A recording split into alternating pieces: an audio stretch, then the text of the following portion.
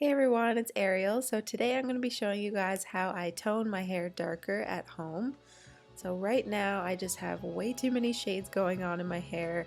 I have all kinds of yellow and orange tones and it's just grown out and it's not looking cute anymore.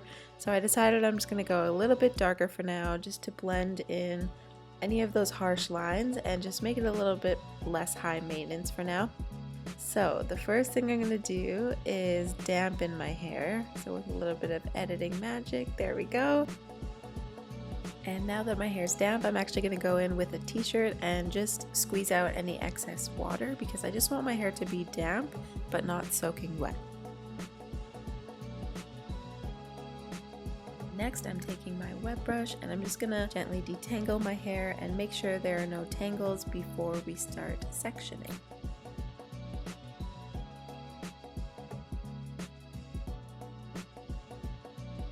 So now that it's detangled, I'm going to go ahead and take my wide tooth comb and I'm going to use that to section my hair right down the middle, and I'm going to go right about to the top of my head, and then I'm just going to section away one side with an elastic band.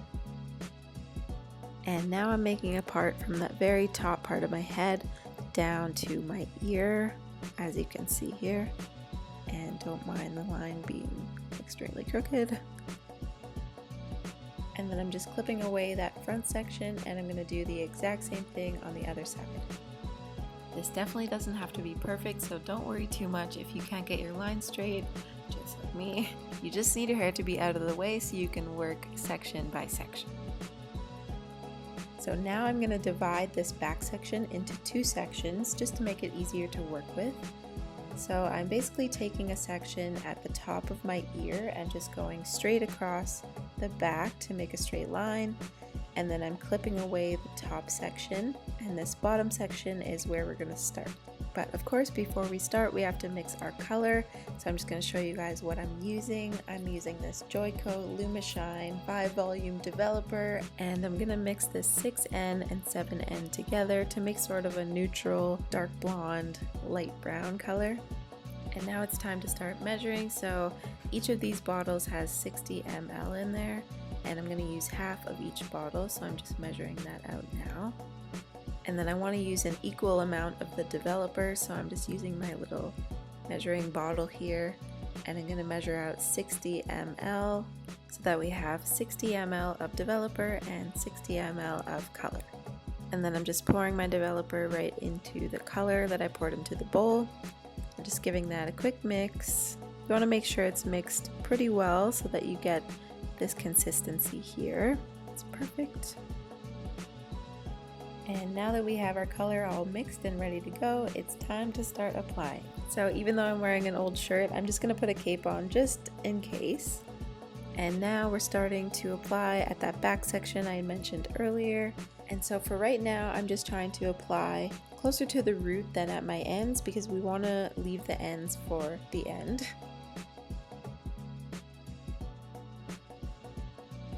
And here I just took a quick pause because I realized I wasn't wearing gloves and this stuff will stain your hands, so fair warning, use gloves if you have some.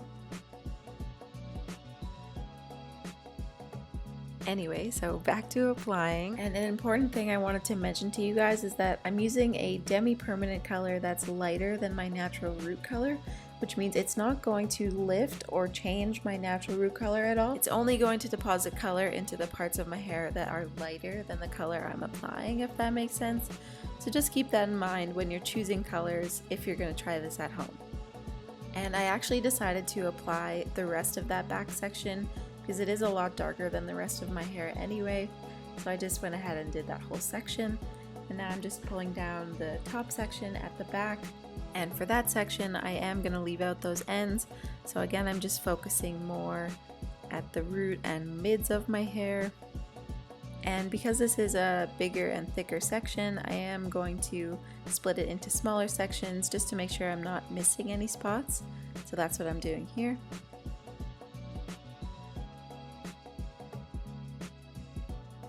And I decided to just speed this part up because I'm basically just doing the exact same thing I did on the other side.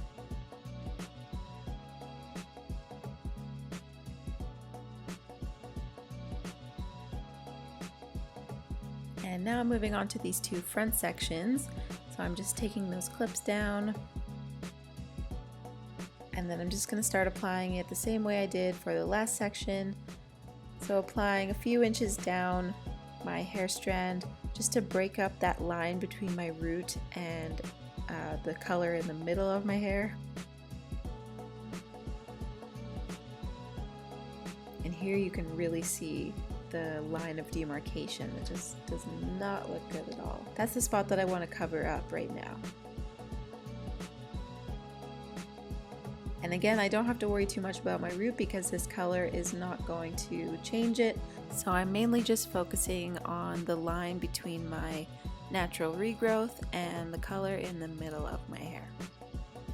And another thing I always like to do at the front is leave out the bang section.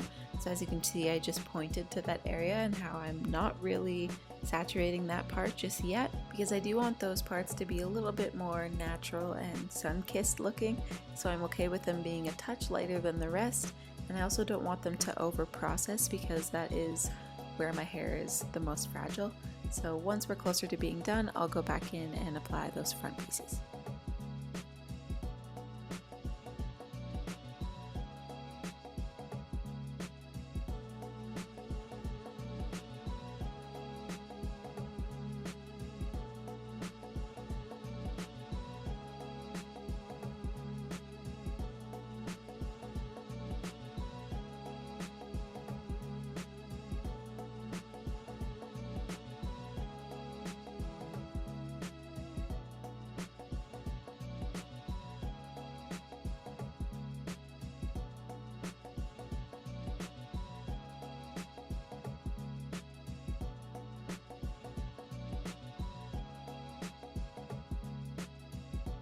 So now that I have that line between my root and midsection color covered up, I'm going to just kind of squish it in with my fingers and make sure it's really saturated, really blended in. And this will also help to just diffuse that line a little bit more. And then I'm just going to let this sit and process for about 5 minutes before we move on to the rest of my hair.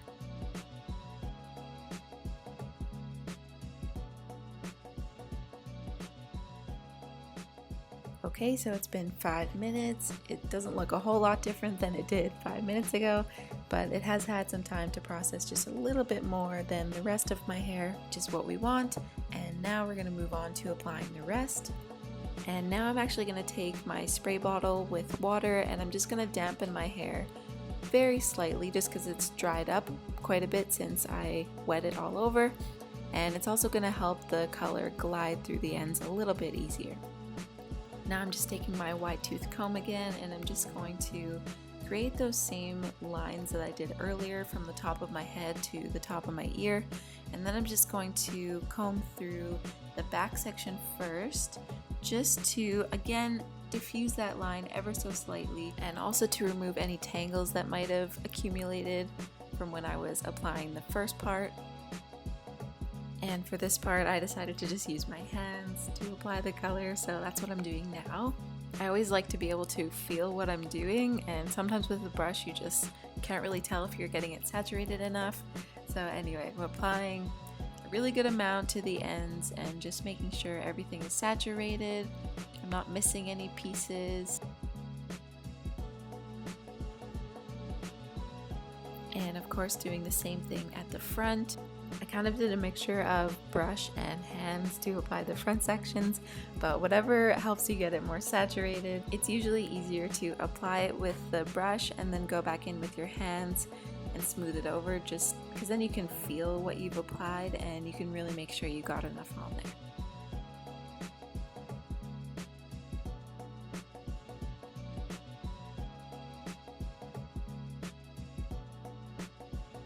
It also helps every once in a while to just run your comb through there. That also helps to make sure you're getting the color all the way through, and then it also, again, gets rid of any tangles that might have built up. But if I am using my comb, I always like to go in after with my hands again and maybe a little extra color, because usually the comb does take some color away with it, and we want to make sure it's staying fully saturated.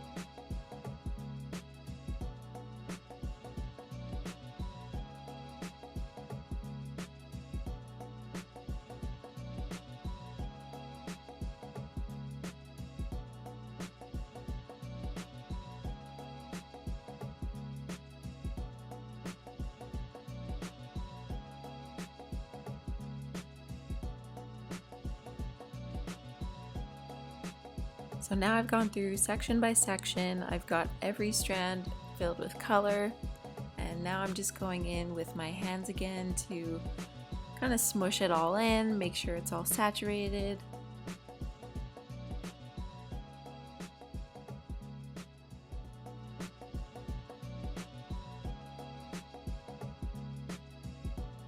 Also, another tip, if you don't want color stains around your forehead and ears and neck, then grab an old t-shirt or an old towel and just take a corner of that and use it to wipe right along your hairline and around your ears, basically anywhere that you've got color. But do this while it's still wet, like right after you finish. And then once that's done and you feel like it's all saturated, you can go ahead and tie it up, clip it up like I'm doing. And now we're going to let this all sit and process for about 10 to 15 minutes.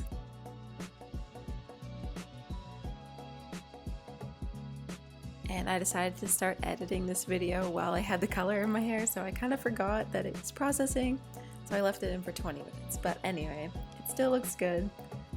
And I'll show you guys how I test to see if it's done. So I just grab a strand, and then unfortunately I kind of cut this part off with the camera, but I basically just use my finger to slide down the hair strand, kind of dragging that color off with it. And then just kind of separate the hair, and you can see a lot more clearly how it looks, and it looks good. So we're gonna go ahead and wash it. I'm gonna shampoo it and condition it, and here we are. We're back, and it's time to see the results. So honestly guys, if you can't tell by watching this, I was like in shock at how dark it felt after being blonde for so long. I could not believe it, but I am liking it, so that's good. It might just take a little bit of time to get used to, but yeah, I didn't dry it, so you just get a little peek of it when it's wet, but this is what it looks like, guys. Let me know what you think in the comments. I really hope you guys liked this video. I hope it was helpful. If you did like the video, make sure to give it a thumbs up, and please subscribe to my channel if you're not subscribed already. I'm trying to get to 1,000 and I'm so close. So if you're not subscribed, please subscribe. Thank you so much for watching, and I'll see you guys in my next video. Bye!